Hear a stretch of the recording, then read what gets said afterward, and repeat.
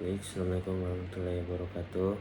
Jadi hari ini saya akan mempresentasikan ujian sekolah civic materi kelas 10 hingga kelas 12. Jadi untuk kelas 10 materinya itu proses lahirnya Pancasila. Jadi yang pertama itu pengertian Pancasila dulu. Jadi Pancasila adalah dasar negara dan ideologi bangsa Indonesia yang menjadi pedoman dalam kehidupan berbangsa dan bernegara. Pancasila terdiri atas 5 sila yang menjadi satu kesatuan yang utuh dan tidak dapat dipisahkan. Latar belakang. Menjelang akhir Perang Dunia Kedua, posisi Jepang semakin terdesak oleh sekutu. Untuk menarik simpati rakyat Indonesia, Jepang membentuk Badan Penyelidik Usaha-Usaha Persiapan Kemerdekaan Indonesia atau BPUPKI pada 29 April 1945. BPUPKI bertugas menyelidiki dan merumuskan hal-hal penting yang diperlukan bagi bangsa Indonesia merdeka, terutama mengenai dasar negara dan undang-undang dasar. Inilah awal proses perumusan Pancasila. Selanjutnya ada sidang pertama BPUPKI. Sidang pertama BPUPKI yang berlangsung pada 29 Mei sampai 1 Juni 1945 membahas perumusan dasar negara Indonesia Merdeka. Dalam sidang ini beberapa tokoh menyampaikan gagasannya seperti Muhammad Yamin yang mengusulkan 5 asas kebangsaan, kemanusiaan, ketuhanan, kerakyatan, dan kesejahteraan rakyat. Kemudian ada Supomo yang mengemukakan konsep negara integralistik berdasarkan persatuan dan kekeluargaan, serta Soekarno yang pada 1 Juni 1945 memperkenalkan istilah Pancasila sebagai dasar negara. Sidang ini dalam menghasilkan rumusan final, tetapi menjadi langkah awal yang sangat penting dalam proses lahirnya Pancasila. Sejarah perumusan Pancasila. Jadi Pancasila dirumuskan dalam sidang BPUPKI dan PPKI menjelang kemerdekaan Indonesia. Jadi tahapan pentingnya itu pada 1 Juni 1945 Insinyur Soekarno menyampaikan pidato tentang Pancasila. Kemudian pada tanggal 22 Juni Piagam Jakarta dirumuskan dan 18 Agustus 1945 Pancasila disahkan sebagai dasar negara dalam pembukaan Undang-Undang Dasar 1945. Piagam Jakarta. Piagam Jakarta merupakan rumusan awal dasar negara yang disusun oleh Panitia 9 pada 22 Juni 1945. Isi Piagam Jakarta khususnya pada alinea keempat kemudian menjadi dasar bagi rumusan Pancasila yang disahkan pada 18 Agustus 1945. Rumusan dasar negara dalam Piagam Jakarta berbunyi: 1. Ketuhanan dengan kewajiban menjalankan syariat Islam bagi pemeluk-pemeluknya. Yang kedua, kemanusiaan yang adil dan beradab. 3. Persatuan Indonesia. 4. Kerakyatan yang dipimpin oleh hikmat kebijaksanaan dalam permusyawaratan perwakilan. Dan 5. Keadilan sosial bagi seluruh rakyat Indonesia. Dari kelima rumusan tersebut, 4 sila terakhir diambil tanpa perubahan ke dalam Pancasila, sehingga perubahan hanya terjadi pada sila pertama, yang di dalam sidang Panitia Persiapan Kemerdekaan Indonesia pada tanggal 18 Agustus 1945, kalimatnya diubah menjadi ketuhanan yang Maha Esa. Kemudian ada makna proses lahirnya Pancasila. Proses lahirnya Pancasila menunjukkan bahwa dasar negara Indonesia dibentuk melalui musyawarah, kompromi, dan semangat persatuan. Para pendiri bangsa mengutamakan kepentingan nasional di atas kepentingan golongan.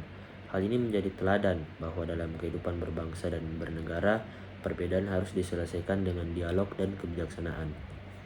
Selanjutnya, untuk kelas 11 ada materi hak dan kewajiban. Pengertiannya, hak adalah segala sesuatu yang berhak diterima oleh seseorang. Kewajiban. Kewajiban adalah segala sesuatu yang harus dilakukan dengan penuh tanggung jawab. Hak dan kewajiban harus dilaksanakan secara seimbang. Jika seorang menuntut hak tanpa menjalankan kewajiban, maka akan terjadi ketidakteraturan dalam kehidupan bermasyarakat dan bernegara.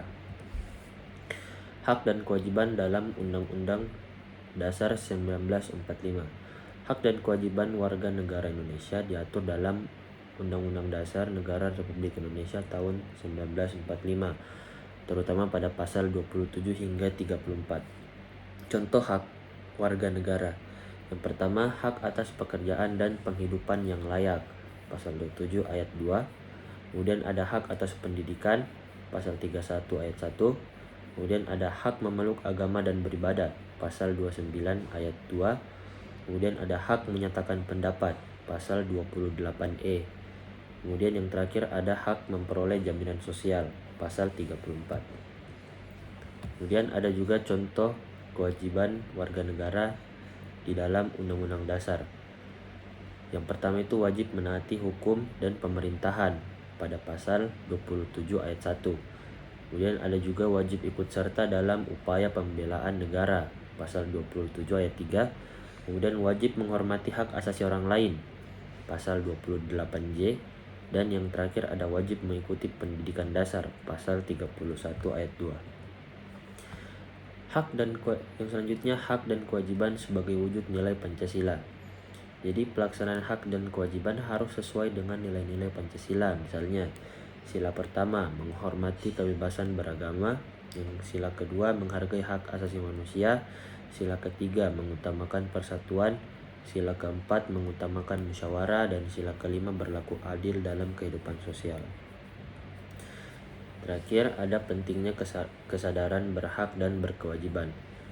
Kesadaran dalam menjalankan hak dan kewajiban akan menciptakan ketertiban dan keadilan, menghindari konflik sosial, mewujudkan kehidupan demokratis, dan mendukung tercapainya tujuan nasional. Selanjutnya, kelas 12 ada materi lembaga negara.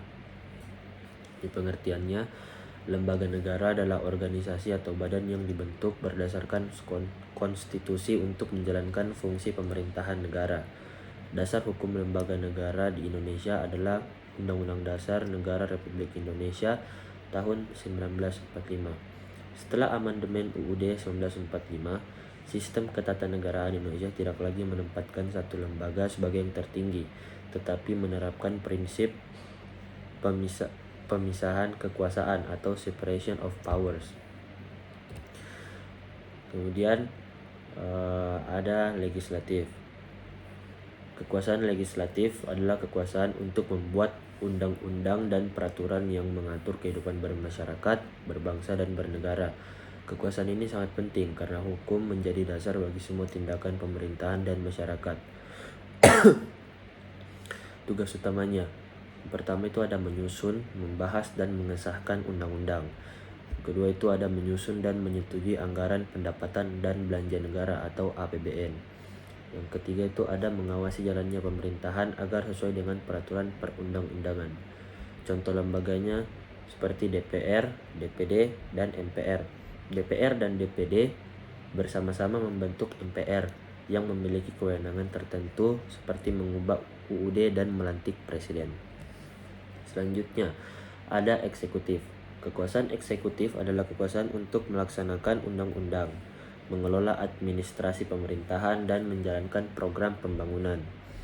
Kekuasaan ini penting karena teori tanpa praktik, undang-undang hanya menjadi dokumen di atas kertas. Tujuan utamanya adalah yang pertama, menjalankan kebijakan pemerintahan dan pembangunan negara.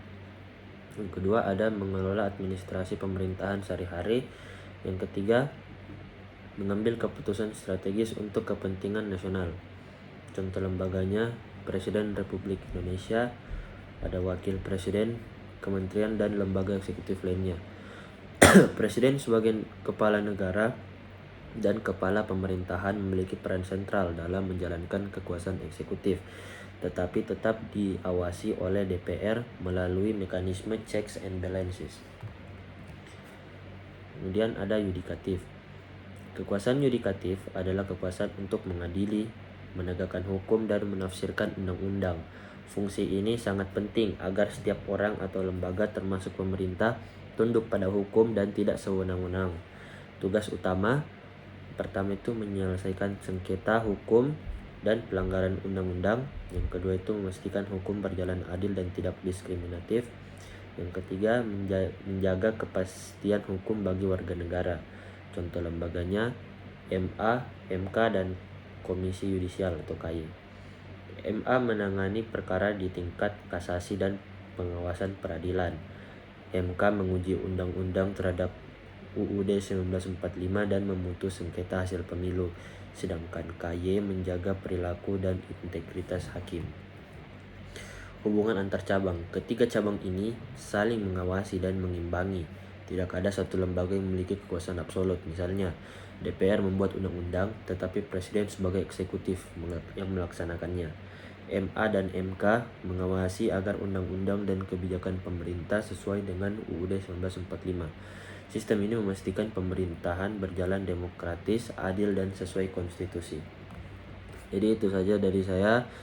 Sekian, Assalamualaikum warahmatullahi wabarakatuh.